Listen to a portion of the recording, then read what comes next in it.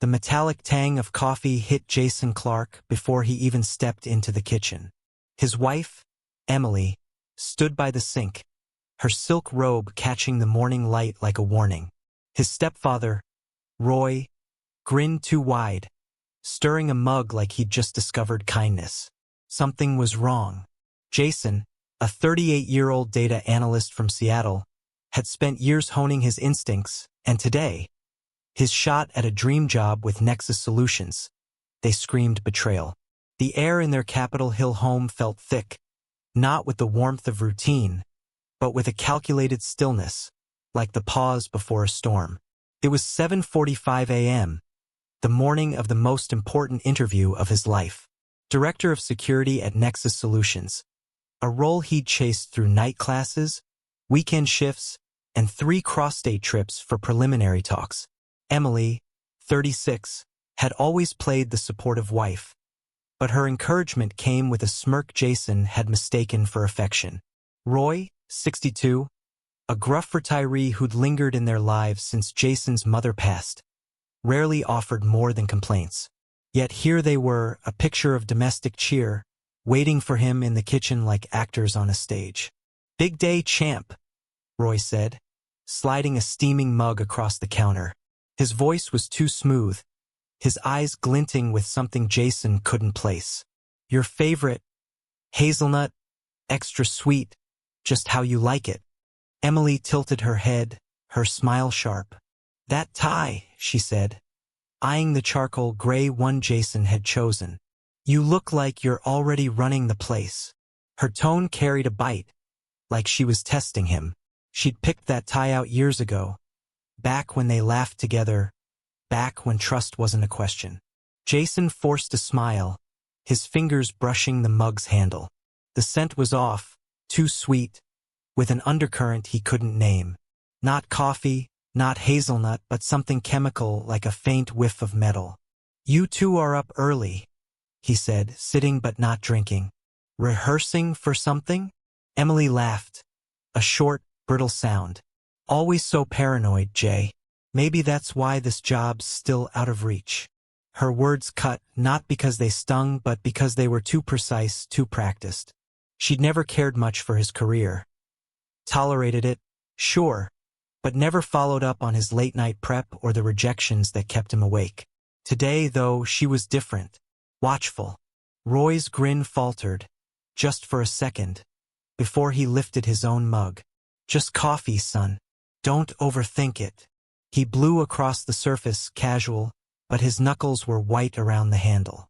Jason leaned forward, lifting the mug to his nose, making a show of inhaling. The smell was cloying, masking something sharp. He set it down. "Thanks," he said, standing. "I'll take it to go." He grabbed a black thermos from the cabinet, poured the coffee in slowly, and capped it tight. Their eyes followed every move. Emily's narrowed, Roy's too still. "Really, Jason?" Emily said, her voice half amused, half mocking. "You don't trust us now?" He wiped the mug with a paper towel, dropped it in the sink, and turned. "Never hurts to be careful." No one spoke as he grabbed his briefcase and walked out, the door clicking shut behind him. His heart didn't race. It didn't need to. Something colder, harder was already taking over, a clarity that felt like steel. He didn't drive to Nexus Solutions. Instead, he headed to the University of Washington's old science wing, a crumbling relic tucked behind the biology department. In 2010, he'd taught data chemistry there for a semester, and his key card still worked. The building smelled of mold and ambition, its fluorescent lights buzzing like a dying pulse. Room 204, once a toxicology lab, was untouched, dusty pipettes, an aging gas chromatograph, and silence. Perfect. Jason opened the thermos, the scent hitting him again. Hazelnut, sugar, and that metallic edge. He poured a small sample into a vial, labeled it with a steady hand, and started the machine. While it hummed, he texted Nick, an old grad school friend who owed him a favor. "Check something for me. Off the record." Then he sat back, staring at the interview reminder on his phone. 9:30 a.m., Nexus Solutions. He dismissed it. The job could wait. Truth couldn't.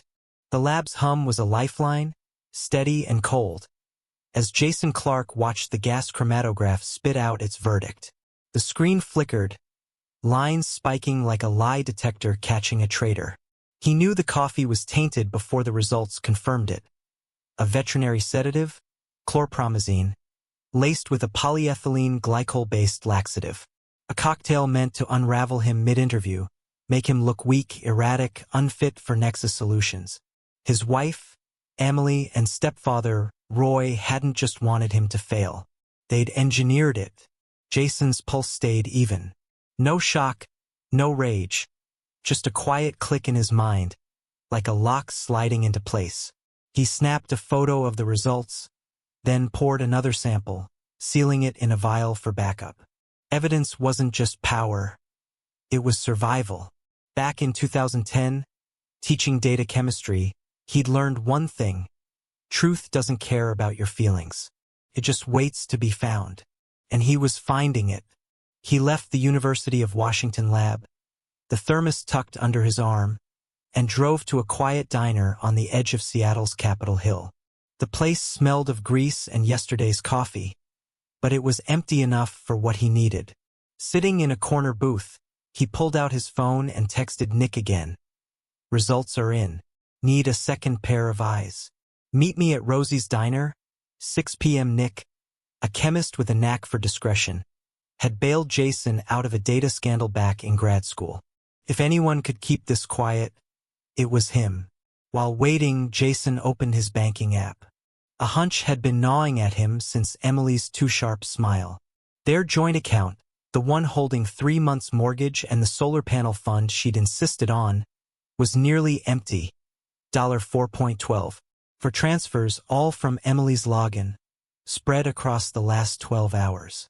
Small enough to dodge fraud alerts, sloppy enough to leave her IP address stamped on every transaction. Their home Wi-Fi. She hadn't even bothered with a VPN. Jason leaned back, the vinyl booth creaking. Emily, who'd once laughed with him over late-night pizza, who'd bandaged his hand after a clumsy kitchen mishap, had drained their life savings. Roy, who'd called him son like it was a jab, was her accomplice. The betrayal wasn't a surprise. It was the precision that stung. They'd counted on him being too distracted, too trusting to notice. Nick slid into the booth at 6:02, his coat damp from Seattle's drizzle. You look like you're planning a heist, he said, eyeing the thermos. Not a heist, Jason replied, sliding the vial across the table. A defense. Check this. Nick raised an eyebrow but took the vial, turning it under the diner's dim light. You think someone spiked your coffee? That's next-level paranoia, man. Test it, Jason said, voice flat. Then tell me I'm paranoid. Nick pocketed the vial, promising results by morning. Jason paid for his untouched coffee and left, the thermos still sealed. He wasn't going home yet. Not to the house where Emily's silk robe and Roy's fake limp waited like props in a play he hadn't auditioned for. Instead, he drove to a hardware store on Rainier Avenue. Cash in hand, he bought a small fireproof safe and a burner phone. The clerk didn't ask questions. Back in his car, Jason transferred the lab photos to the burner, then powered down his regular phone. He'd read enough about digital footprints to know how fast things escalate when people realize they've been caught. Emily and Roy thought they'd outsmarted him. They didn't know he was already 3 moves ahead. At 9:17 p.m., he parked a block from home, lights off. The house was dark, but not empty dark. More like it was holding its breath. He slipped in through the back door, hinges silent from the oil he'd applied last winter. Emily had called it overkill. Now it made him a ghost. The kitchen smelled of lemons and deceit, the same as that morning. Emily's purse was gone. Roy 5410 Roy's keys weren't on their hook. The bedroom was a mess. Unmade bed, curling iron still plugged in. They'd left in a hurry. Jason's eyes landed on Emily's laptop, open on the counter. She was meticulous about closing it, always guarding her Pinterest boards and Home Depot orders like state secrets. Not tonight. The screen glowed with a chat window mid-conversation. Asterisk, he's still chasing that Nexus job. If this doesn't stop him, nothing. The laptop screen burned into Jason Clark's eyes, each word a shard of betrayal. If this doesn't stop him, nothing will. Coffee's done. The message, sent from an unnamed contact with a gray avatar, was time-stamped 8:05 a.m., minutes after Jason left with the spiked coffee. Emily, his wife of 12 years, and Roy, his stepfather, hadn't just plotted to sabotage his Nexus Solutions interview. They'd scripted his downfall with the precision of a corporate takeover. Jason, 38, sat in the dim kitchen of their Capitol Hill home, the silence heavy with the scent of lemon cleaner and deceit. Seattle's drizzle tapped the windows, a soft counterpoint to the storm in his chest. He didn't touch the laptop. Instead, he pulled out the burner phone he'd bought hours earlier and snapped 2 photos of the chat. No screenshots, no digital trail, just raw evidence, untouchable by a crashed hard drive or a panicked delete. The words stared back. He'll be out before lunch. Emily's reply, cold and efficient, like she was confirming a delivery. His mind raced, but his hands were steady. He'd always been the careful one, checking locks twice, backing up files, planning for the worst. Emily used to tease him, calling it paranoia. Now it was his shield. He opened the silverware drawer, fingers brushing past forks until they found the kitchen scissors. He walked to the bedroom where his gray tie, the one Emily mocked that morning, hung on the bedpost. With one clean snip, he cut it in half, the pieces falling crookedly onto the unmade bed. A quiet statement, one they'd understand too late. Jason's next move wasn't revenge. It was preservation. 5 years ago, after a neighbor's kid broke into their garage, he'd gone full prepper for a spell. Motion sensors, decoy safes, and a pinhole camera in the kitchen vent. Emily had laughed, called it overkill. Now, standing on the counter, he pried off the dusty grate and pulled out the tiny rig, its red light still blinking. The SD card held 72 hours of footage, a silent witness to the morning's betrayal. He pocketed it, replaced the grate, and moved to his laptop. The footage loaded slowly, each frame a gut punch. 8:01 a.m. Roy, humming off key, stirred the coffee. 8:03. He glanced over his shoulder, then pulled a blue vial from his pocket, unscrewing it with his teeth. A quick pour, a stir, a napkin to wipe the spoon. Then the smile, smug, almost giddy, like a kid rigging a prank. 8:06. Emily walked in, her voice low. He'll be out before lunch. She patted Roy's back, casual, like they just fixed a faucet. Jason watched himself enter the frame, sniffing the mug, pouring it into the thermos. The camera caught it all, his alibi, their crime.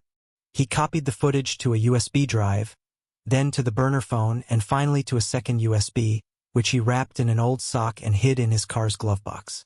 A third copy went into a padded envelope, addressed to an old friend, Marcus, a lawyer who owed him silence from a case years back. Jason dropped it in a mailbox outside a 24-hour pharmacy. A sticky note inside reading, "Hold.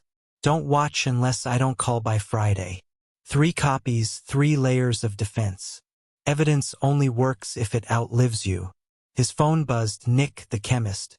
Samples legit. Sedative, laxative, nasty combo. "You didn't drink it, right?" Jason texted back. "No. Keep it quiet. Results in writing notarized." Nick's reply was a single word, "Done." Jason didn't sleep that night. He sat at the dining table, sipping water, the SD card and thermos beside him like relics of a war he hadn't started. The house felt hollow, its warmth drained by the people who'd called it home. Emily's curling iron, Roy's fake limp, the bank account gutted to $4.12. They weren't mistakes. They were moves in a game he hadn't known he was playing. But now he was rewriting the rules. By dawn, he had a plan. Not confrontation, not yet. Exposure. He drove to the University of Washington's West Wing, where Dr. Gerald Madison, a former mentor, still ran a lab on fumes and grants. The office smelled of burnt coffee and old textbooks, unchanged since Jason's teaching days. Gerald looked up, glasses slipping. "Jason Clark, thought you'd gone corporate." "Between gigs," Jason said, setting the thermos on the desk. "Need a favor. Test this. Full report, notarized." Gerald squinted at the thermos. "This isn't bourbon, is it?" "Coffee," Jason said, with an extra kick. Gerald didn't ask more. He prepped slides with the precision of a man who'd seen worse than spiked drinks. 20 minutes later, he leaned back. "Chlorpromazine, veterinary grade. Stabilized with nitrate. Black market stuff. Where'd you get this?" "From someone who thought I wouldn't check," Jason said. Gerald nodded, lips tight. "I'll write it up. Notarized by noon." Jason left with the report in hand, the weight of proof grounding him. Emily and Roy thought they'd played him. They didn't know he'd been building a trap all along. The dining table was set like a stage for judgment. 3 plates, 3 mugs of jasmine tea, steam curling in the dim light of their Capitol Hill home. Jason Clark, 38, stood at the head, his face a mask of calm as Seattle's evening rain tapped the windows. He'd invited Emily and Roy for dinner, texting just 2 words. "Let's talk." No warmth, no hint of what was coming. The trap was ready, built from lab reports, video footage, and a bank account drained to $4.12. They thought they'd broken him. Tonight, they'd learn how wrong they were. Emily arrived first at 7:08 p.m., her jeans and gray sweater a stark contrast to the silk robe she'd worn that morning. No makeup, no wedding ring, a detail that cut deeper than Jason expected. Roy shuffled in behind her, his fake limp more pronounced, as if he could hobble his way out of guilt. They sat, eyes darting between the tea and Jason's steady gaze. The air was thick, not with warmth, but with the weight of secrets about to crack. "Thanks for coming," Jason said, his voice even, almost polite. He didn't sit. Instead, he placed a tablet on the table, its screen dark but pulsing with intent. "I made tea. Thought we didn't need anything stronger."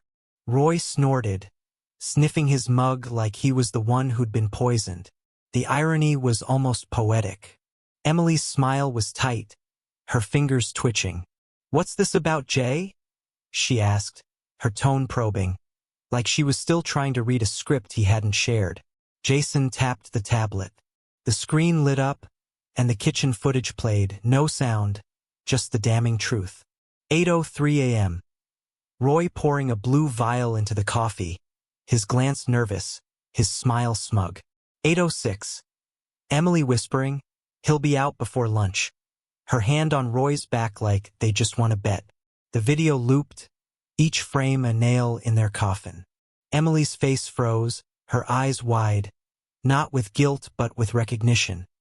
She'd been caught in her own reflection. Roy shifted, his chair creaking. "You've been spying on us?" His voice was half outrage, half panic, the limp forgotten as he leaned forward. Jason didn't flinch. He swiped to the next file. A screenshot of Emily's chat. "If this doesn't stop him, nothing will. Coffee's done." Then the lab report. Notarized. Unmissable. Chlorpromazine. Veterinary sedative. Intentional mixture confirmed. He paused on that line, letting it sink in. "You tried to sabotage me," he said, voice low, like a blade sliding from its sheath. "But you forgot who you're dealing with." Silence choked the room. Emily's jaw twitched, her hands gripping the table. Roy opened his mouth, then closed it, his bravado crumbling. Finally, he muttered, "It was a joke, Jason. A dumb prank. We didn't mean. A prank." Jason cut in, his tone sharp now. "You drained our account. For transfers, Emily. Your IP, your login, no VPN. You thought I wouldn't check." He dropped the bank logs on the table, each page a time-stamped betrayal. $4.12 left. That's what you valued me at. Emily's voice cracked. We were worried, Jay. You're obsessed with this job, barely sleeping, pushing us away. We just wanted to. Save me. Jason's laugh was cold, hollow. By drugging me? By stealing everything we built. He leaned forward, meeting her eyes. You didn't just want me to fail. You wanted me erased. Roy's face reddened. You're blowing this out of proportion. No one's gonna care about some coffee and a bad joke. Jason raised an eyebrow. The district attorney might. So will Nexus Solutions when they see this tomorrow. He gathered the tablet and papers, his movements deliberate. Emily's eyes darted to Roy, then back to Jason, her composure fraying. You called the cops? She whispered, barely audible.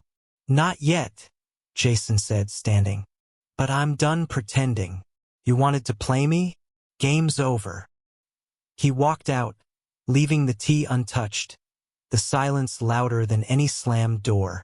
The rain outside was heavier now, washing the city clean as he drove to a motel on the edge of town.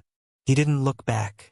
By morning, his phone buzzed with a voicemail from Nick, the chemist. Reports notarized, sealed, delivered to your lawyer. You're clean, but that stuff in the coffee? Too close for comfort. Stay sharp. Jason deleted the message, his burner phone already holding copies of everything. Footage, lab results, bank logs. He'd built a fortress of evidence. And now it was time to light the fuse. He met Marcus, his lawyer friend, at a quiet cafe near the courthouse. Marcus, graying but sharp as ever, slid an envelope across the table. Notarized lab report, chain of custody, all clean. You've got enough to bury them, Jason. DA's interested, but they'll need your go-ahead to press charges. Jason sipped his black coffee, no sugar, no trust. I don't want revenge, he said. I want them to face what they did. Publicly. Marcus nodded, his pen tapping the envelope. Then we go to the DA. Press release, controlled leak. You sure you want your name out there? Absolutely, Jason said. Let them read it. Let everyone read it. The courthouse steps gleamed under Seattle's gray sky, rain slicked and cold, as Jason Clark stood before a cluster of microphones. The mug, sealed in a clear evidence bag, rested on the podium like a silent accusation. At 38, he wasn't broken, wasn't vengeful, just a man who'd turned betrayal into proof. Emily and Roy, his wife and stepfather, had tried to poison his future with a spiked coffee and a drained bank account. Now, the world would see their script unravel. It was 3 days after the dinner where Jason played the kitchen footage. Roy pouring the sedative, Emily whispering her venomous plan. The district attorney, Elena Morales, stood to his left, her presence sharp and unyielding. Below, in a holding cell, Roy sat cuffed, his fake limp useless against the weight of forensics. His fingerprints on the mug, his DNA in the dried coffee. Emily had skipped the hearing, claiming emotional distress. But her absence screamed louder than any defense. Her face was already viral. 12 seconds of footage, looped on local news, showing her smirk as she plotted to knock him out before lunch. Jason gripped the podium, his voice steady.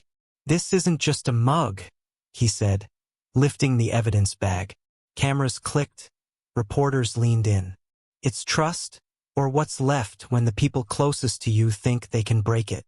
He paused, letting the words settle. They thought I'd drink the coffee, fail my interview, and crumble. They underestimated me. This is for anyone who's been called paranoid while someone plotted behind their back. Morales stepped forward, her tone clinical. The evidence is airtight: video, lab reports, bank records. We're pursuing charges of attempted tampering and financial fraud. She didn't name Emily or Roy, but the reporters knew. The story was already trending. Seattle couple caught sabotaging husband's career. Hashtags turned Emily's smirk into a meme, her name a punchline. Roy's arrest played out like a warning. Neighbors gawked as he was led away, no swagger left. Jason's phone buzzed mid-press conference. A text from Laura Hastings, Nexus Solutions HR Director. Saw the news. Your precision under pressure. That's why we want you. Interview rescheduled. Thursday, 10 a.m. No coffee. He almost smiled. The job he'd nearly lost to a vial of chlorpromazine was his to claim. Not because of luck, but because he documented every move.